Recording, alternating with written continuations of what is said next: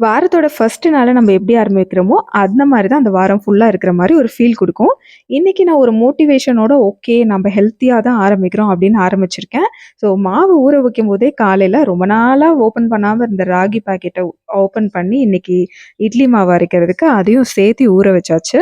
அரிசி கழிஞ்ச தண்ணிய செடிக்கு எடுத்து வச்சாச்சு. இன்னைக்கு கோதுமை குருணை உப்மா, கோதுமை சாதம்னு கூட சொல்லலாம். அதான் பிரேக்ஃபாஸ்ட்டுக்கு. மாவு இல்ல அதனால.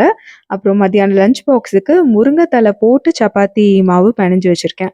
ஸோ அது கூட பாசிப்பருப்பு கூட்டு. இது 2ம் தான் வந்து புஜுவோட லஞ்ச் பாக்ஸ்க்கான ஐட்டம். இன்னைக்கு சமையல்ல சின்ன வெங்காயம் நெறைய யூஸ் பண்ணி சமைச்சிருக்கேன். இதுல டேஸ்ட்டும், மெடிசினல் வேல்யூஸும் ரொம்பவே ஜாஸ்தி.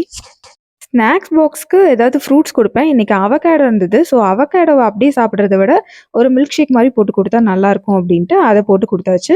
பால் இல்லாம ஜஸ்ட் நாட்டு சர்க்கரை மட்டும் போட்டு அடிச்சு ஒரு மில்க் ஷேக் போட்டு அதையும் பேக் பண்ணிட்டேன்.